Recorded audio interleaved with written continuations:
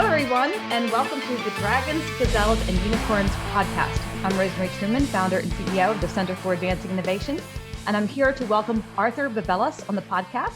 He's going to be sharing with us some very valuable insights regarding how family offices are investing today and what's going to happen in the future. Arthur is the leader of the Bavelas Group and the Family Office Insights, as well as several other organizations. I really would like to have Arthur tell us a little bit more about his background and his journey. It'd be my pleasure. Thank you for having me, Rosemary, and hello, everybody. So am I a dragon, a gazelle, or a unicorn? You don't have to answer that. I'm sure that's not the first time somebody asked you that.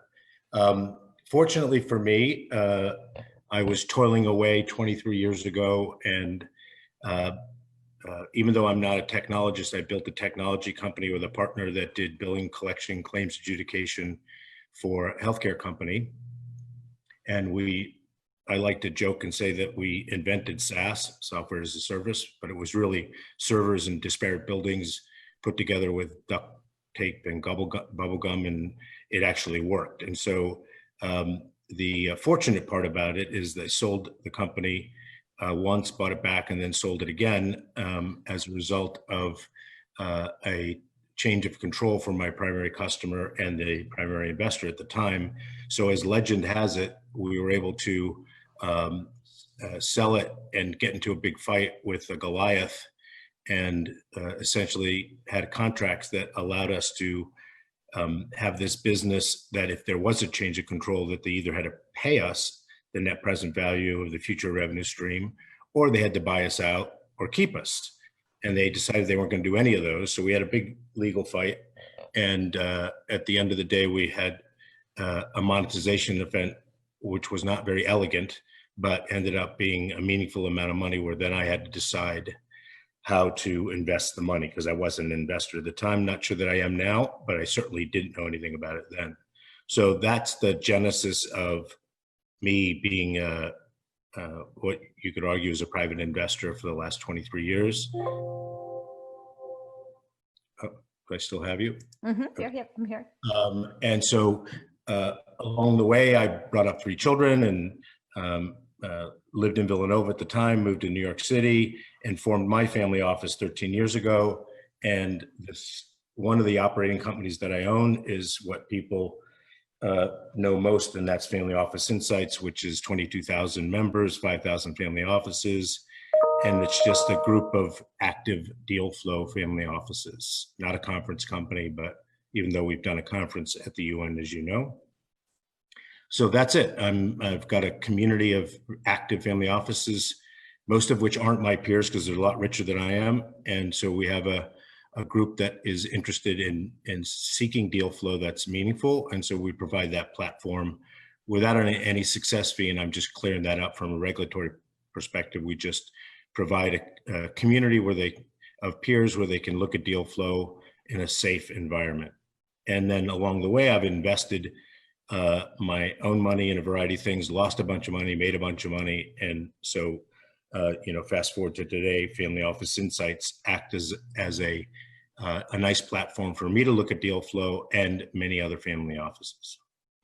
Well, I have 1,000 questions about selling your own company, and then buying the company back. It's almost like getting married to the same person twice. Which generally is not a good idea. No, right. Yeah. Right. So I have a ton of questions about that. And I can also go over a dragon, a gazelle, and a unicorn, because a dragon is an organization that has a $5 billion valuation within 3 years, and a unicorn has a $1 billion valuation. So dragons are extremely rare, unicorns are rare, and then gazelles are organizations that grow. They double their size every 3 years. Sounds like you had a combination unicorn gazelle as your company. Well, I don't want to attach any numbers to that, but it was meaningful. Yeah, that's good. So what do you call where you lose twice as much money in 1 year? Because I had one of those, right? Oh man, well I don't think I have a name for that. Okay. But I have the burning question is, so what are the family offices doing with this environment? Given the coronavirus, given the riots, given Black Lives Matter movement, you know, what's the feeling out there with family offices? So at the onset of the coronavirus, I'd like to say I coined this phrase, but I didn't. Family offices are in the privileged position of being firmly planted in midair anytime they want. In other words, unlike an institutional investor, there's no compelling reason for them to deploy capital because they don't have a job where they're hired for example, for a pension fund, and there's money coming in and they have to deploy it. So I would say at the beginning of the coronavirus, people were like, wow, this is again something that we've never seen before. We really don't know what's going on. And I'm not saying we do now or they do now, but there's been a level of activity, and this may be interpreted as nefarious, but many family offices are distressed investors in the domain that they're familiar with. So what I mean by that is that many of the investments that would otherwise be made sans coronavirus would be done at market rates, but there's discounts all over the place. And there are large companies and small companies that 3 months of not knowing where the cash flow is going to come, if you're standing there with a bucket of money, gives you leverage to buy things at a discount. So there's a lot of activity. Just as a data point, in Family Office Insights alone, which is a very small data point, we normally got 200 applicants a month to pitch to offices, and we only picked 15 or 20. Now we're over 250 a month. Wow. And as you know, the pitches were done in person, which we're not doing anymore. And we're doing 2 to 3 to 4 webinars a week where, and of course we still can only select 15 or 20 companies a month, but it's interesting to see the level of activity to increase from the deal flow perspective. And anecdotally, we see a market increase in the amount of capital being deployed, even though we don't know empirically all the time of how much money is deployed, at least in our little ecosystem. Outside of that, we have a better idea. There's some optimism that is not true across everybody. I mean, there's 5,000 family offices. We don't know what they're all doing, of course. But there's a sentiment of optimism that this will all shake itself out. We don't know how long it's going to take, and things will be different, especially in places where people convene, whether it's schools or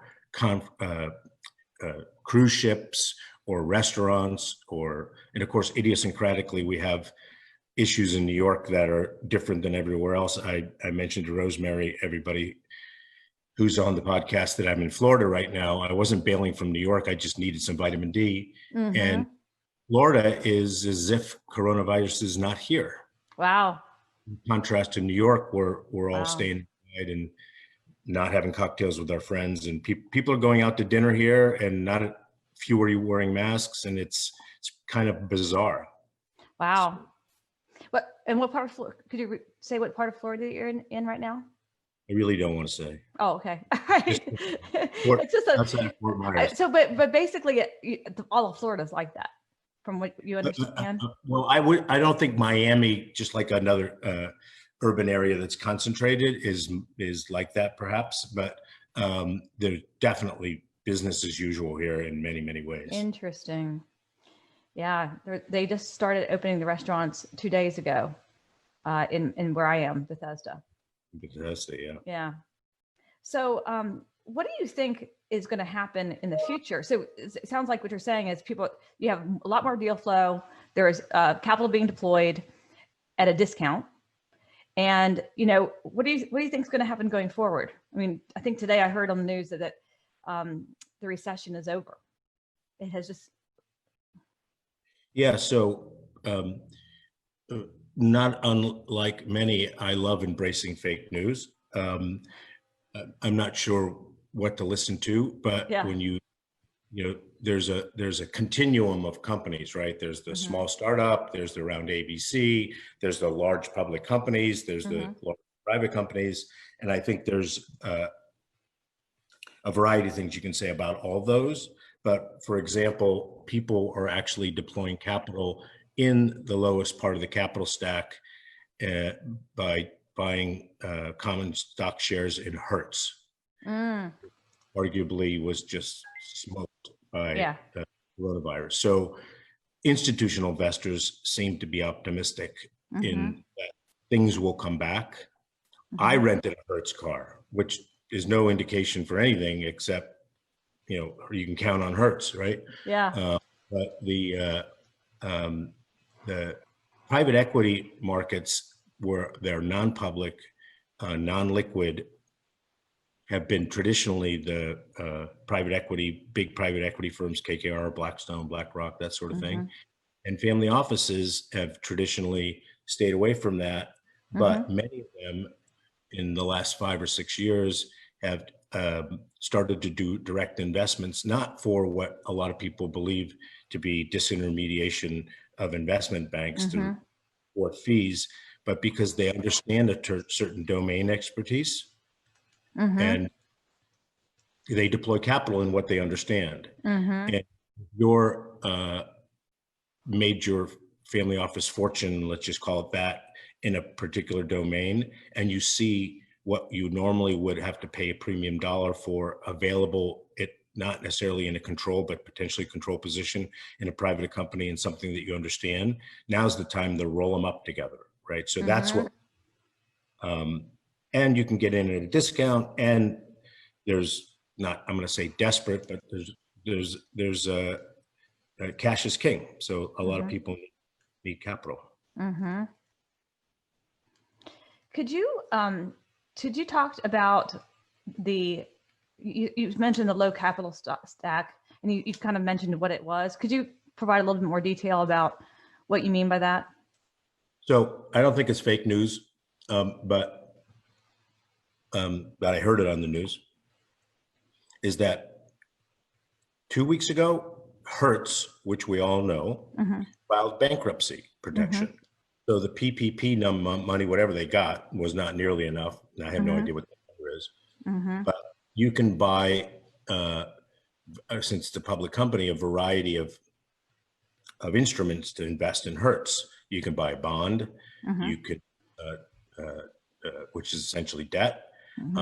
You can try to do a private investment that puts you in front of all the other creditors in some way, or you can just buy the shares, which is the last person to get paid, except for the vendors, for example. That's not totally true, but on the cap stack, if I just buy the common shares of Hertz, the bondholders get paid first, the banks get paid in some way, depending on what the covenants are, and then the shareholders, common shareholders, get paid before the preferred shareholders. So the point is that somebody who knows what they're doing, presumably, and they may not, is willing to write a check to Hertz in the lowest part of the riskiest part of the capital stack, because they're optimistic about Hertz coming back. So that's not necessarily indicative of the rest of the market, but it's an interesting flare to go up.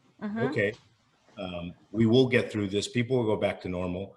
And there's a sentiment out there that I don't really want to, I go on the subway all the time in New York City, and I go on elevators all the time in New York City, but I'm not in a big hurry to do that anytime soon. And the question is what's that rubber band look like? How soon will people go back to their normal habits? Many people have to do it because they have to go to work. But there's many that can choose not to.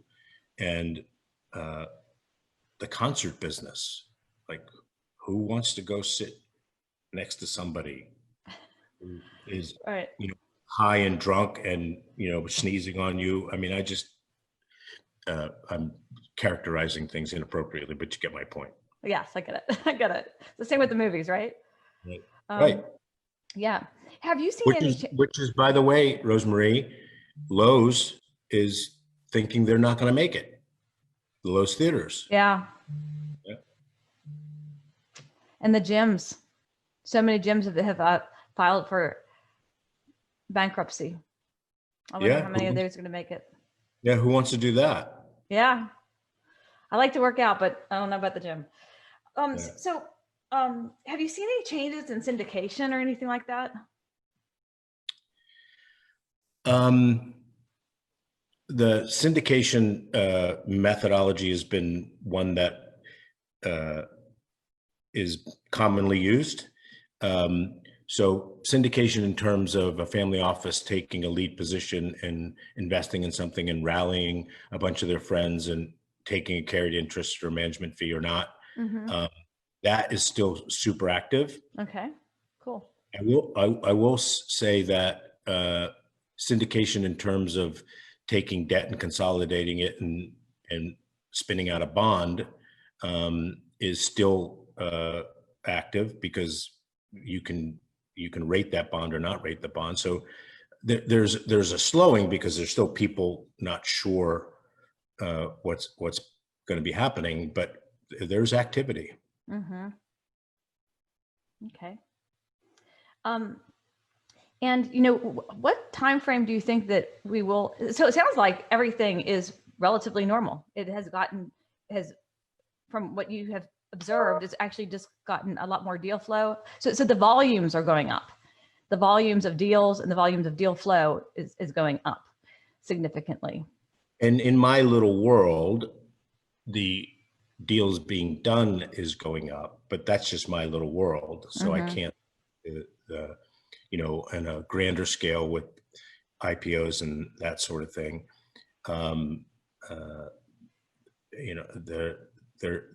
I think there's a general sentiment of optimism in that this will all work itself out. Yeah.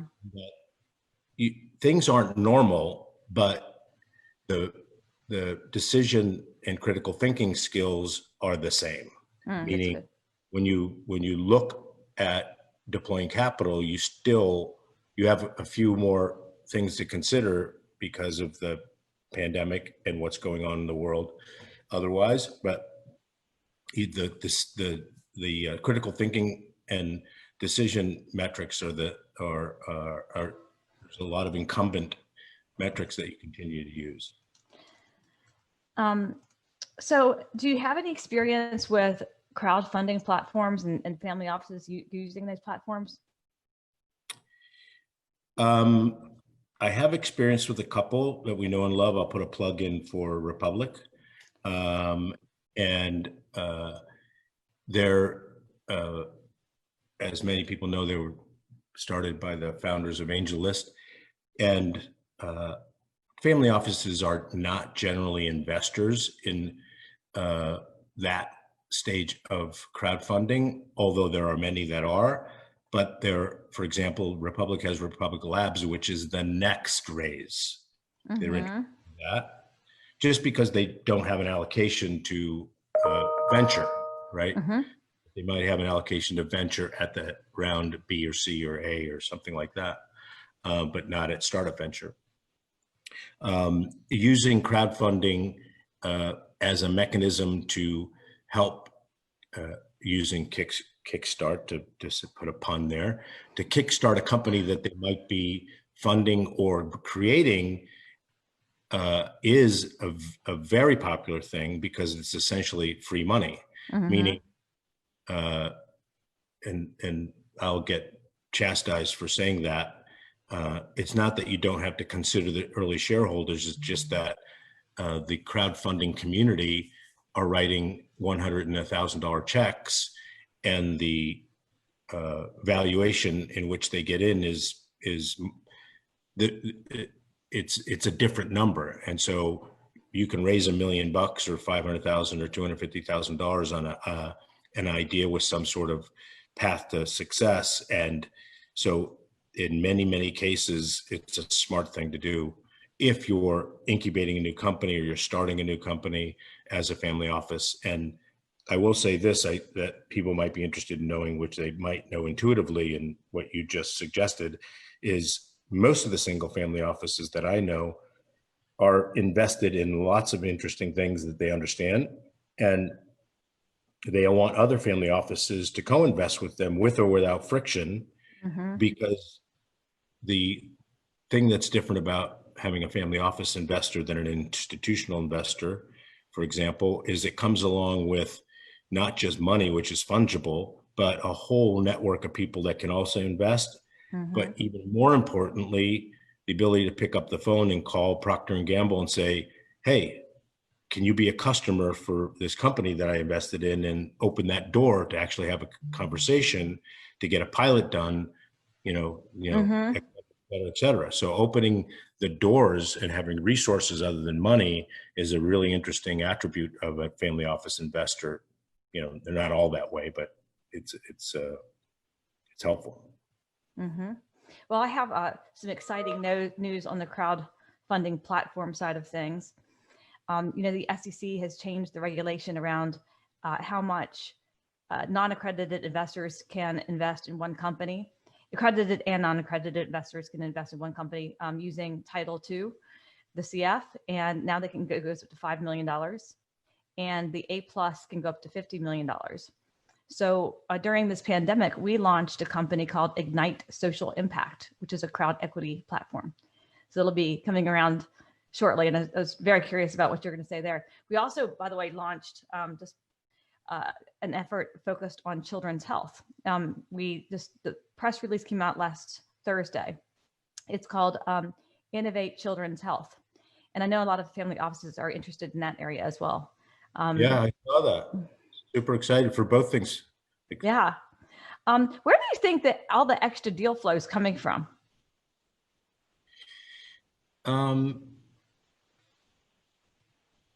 So I can't say for sure, but my intuition tells me that a lot of people are sitting home and not in their office. And even though they're working, perhaps for somebody else, there's an exponential amount of time to sit and think that you're not distracted by making sure that you're making a living and satiating some other person to make sure you get paid.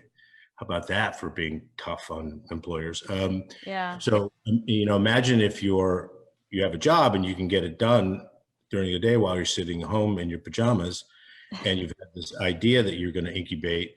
And so it's not just startups, but people are actively thinking instead of running around not that there's anything wrong with having a cocktail and going to dinners and, all that kind of stuff, but they're actively thinking, and they may be having a cocktail at home about, okay, if I can't get together with people and my business that I have now is just not going to make it, then I need to think about new things. And then it's the same is true for the other side, where people are investing and saying, all right, well, I'm glad I didn't invest in that, because now it's a bad idea. Yeah. I have money to deploy, and I haven't deployed money in 2 months. Now I'm going to start deploying it again. So I think that people aren't itching in family offices to deploy capital just to deploy capital, but they also want opportunities that make sense. And so a lot of stuff that we've seen makes a lot of sense. I will tell you that a lot of stuff that we've seen prior made sense then makes absolutely no sense now, because you just can't execute on it. No one's going to do it. And congratulations on both those efforts. Thank you. Thank you. If I can put a plug in on something that I invested in, which is in the same area, not crowdfunding per se, but democratizing investments, if you don't mind. Yeah, absolutely. So imagine there's a company that I invested in called SkinX. Saw that. And I mentioned it to you, and I, of course, didn't follow through. But so imagine that within total regulatory compliance, that you could invest as an investor, independent of whether you're an accredited investor or not, in a traditional mutual fund that invests in companies that aren't startups, but are shortly after startups, and that gives you an opportunity as a platform to have endless amounts of investors, independent of whether they're accredited or otherwise, or any of the regulatory constraints, and that it just oversimplifies the it augments the ability to invest in crowdfunding and this, and then round A, B, and C. So it's an interesting thing that people haven't done, not because it couldn't be done, it's just that it didn't fit, but now it fits. So if you care to, I'll share it with you later, but and your listeners and viewers can look at SkinX. We've been under the radar for a while, but we're coming out. It's all very cool. Congratulations again on that. That's very interesting. It wasn't my idea. What my idea, just helping things along. That's great. So it sounds like you put your money in, and you're basically putting your money into get a slice of a portfolio of companies that SkinX has put investments in. That's correct. Okay. And it also has I don't want to disclose a bunch of it, but it's not just SkinX making the decision. It's part of the crowd making the decision of where they're going to deploy the capital. Aha. There's a term that the gentleman on my team, Jerome, uses all the time for that. Interesting. Okay, so how do startups put something in front of you? There's a variety of ways. They're all pretty effective. One, you can just go on the Family Office Insights website, and there's an application process. We get 75 to 80% of the deal flow comes from the family offices that are part of the community. They're all invested in something that they want other family offices to. Oh, that's good. To see. So it's pretty simple. Just go on the website. It's called Arthur's Roundtable, and you there's a standard Google intake form, and we have a group that reviews them, and that's that is a very simple way to do it. And then we have a bunch of really good friends out there. I don't want to call them official ambassadors, but they bring us lots of good deal flow where we don't even have to do a lot of looking under the hood, because if they bring it to us, we know it's good. That's good. So we're still limited to how much we can do, but we might be expanding the ability to do more webinars, maybe 2 a day instead of 1. And then what would you say for our listeners that are entrepreneurs for how they should present themselves to a family office? Do they do anything differently that if they're talking to a group of venture capitalists versus family offices? Most definitely, yes. So, and this is not to be disparaging for venture capitalists. This is just the driver. The venture capitalists generally, and this is not with all of them, need to deploy capital and put fuel on the fire so they get 2 or 3 unicorns, gazelles, or dragons to offset the 90% of zeros that will happen.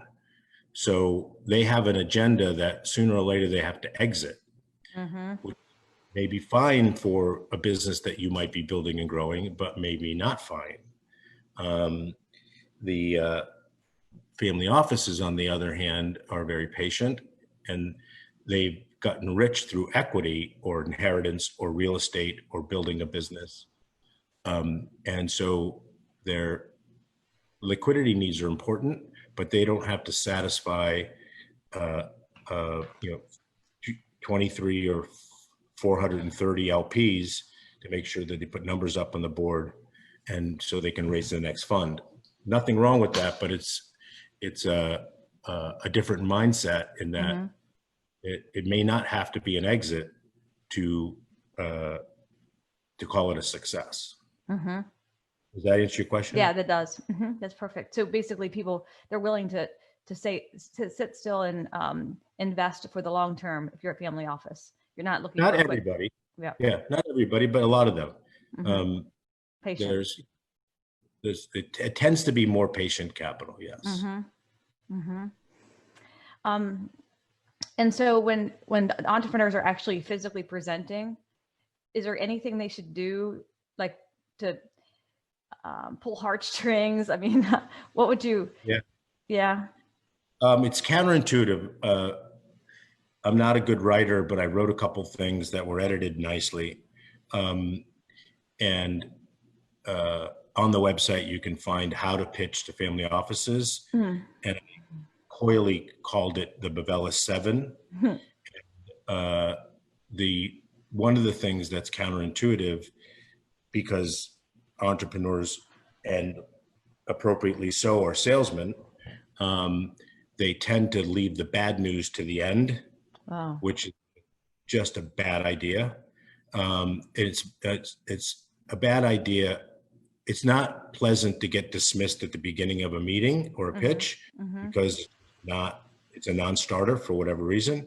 But if you disclose the bad ideas, if you disclose the negative stuff at the beginning, whatever it happens to be, like what the risks are, what the downsides are, what the competition looks like, all the negative stuff at the beginning, after you maybe made a little bit of sizzle about what you're doing, it's human nature. It's much more comforting to a family office, because they don't want to get to the end of the pitch and say, had you told me that, I would have left at the beginning of the meeting, because this is just a total waste of time. I can't do it.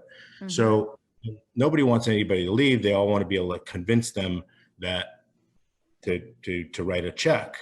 But if you disclose all the negative stuff up front, then they can decide whether they can live with it, with the rest of the good stuff that you're going to tell them. But if you do it the other way, they're unhappy, and unhappy people write checks. Right.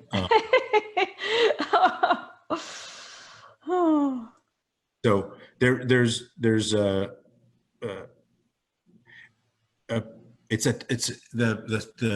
7 points that I set out in that document are kind of timeless, and many of them are just perfunctory that people understand, but we ask everybody to read it, and we can't tell people what to do, and nor can we make them do anything, because it's instructive. And I'm not saying it's my brilliance. I'm just saying it's stuff that you say, oh yeah, you're right, I should make sure I do that. Oh yeah, I should do that.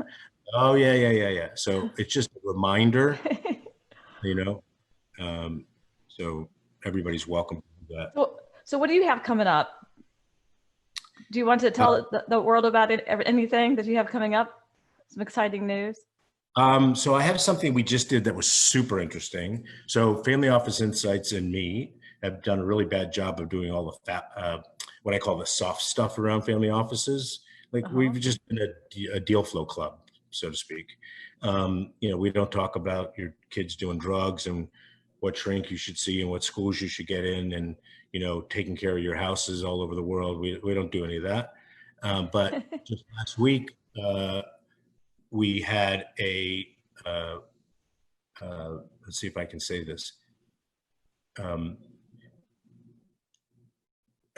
3 speakers, at least one of which is at liberty to say they're ex-CIA, and talking about national security, and not in the terms of just cybersecurity that everybody thinks about, but what's going on in the world with China, Russia, Iran, all this kind of stuff. And it was hugely informative. So we'll be posting that on the Family Office Insights YouTube channel, but it will be password protected, unlike the other stuff there, because the agency's not really keen on their ex-officers. Not that they disclose anything they shouldn't have disclosed. It's just that we're just monitoring the whole thing. So that was super interesting. And then this week we have 3 webinars coming up. I'm super excited about SkinX and what could happen there. I'm about to announce something else where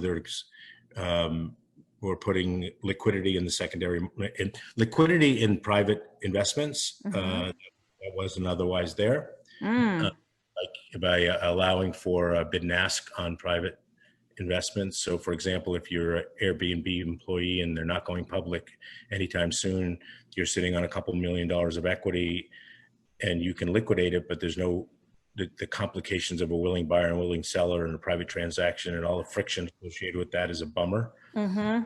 We're working with some smart friends to try to provide less friction liquidity for that sort of thing. Well, I can't wait to hear about that. Very happy to tell you about it. Yeah, well, let us know, because we'll also promote it out there.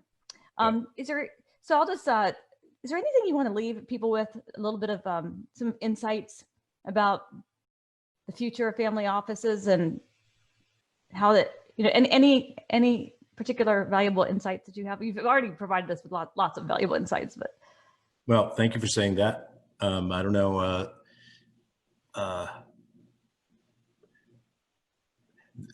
Oftentimes, this is going to be more metaphysical, but I think it has a merit in that, with the zeal and the enthusiasm that entrepreneurs have, they're usually waiting for somebody to shut up so they can say what's on their mind next. So I would suggest that people, as best they can, have due reflection on whatever's going on and be more thoughtful about the next thing they come out of their mouth.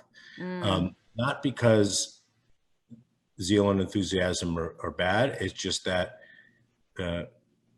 most, if not all, the people who could potentially write checks in family offices, they're super smart. And they get off-put by hubris, and they get off-put by overzealousness. And then the final thing is, be super prepared. And that if somebody in the room that isn't, even though they might be experienced in your domain, isn't been sleeping, eating, and drinking with your idea, sees a big hole in it that you didn't see, be ready. I mean, be ready with all the critical thinking that can be done on the idea, and don't try to obfuscate things that are problematic.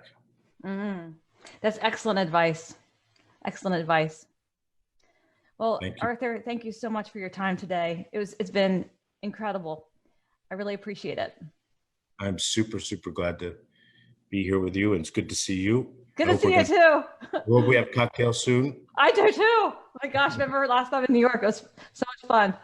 It was. All right. Well, have a good day. Enjoy the weather. Get some vitamin D, more vitamin D. I see the palm trees behind you. They look gorgeous. Yeah. All right. Yeah, best Cody too. Thank you very much. Thank you. Take care.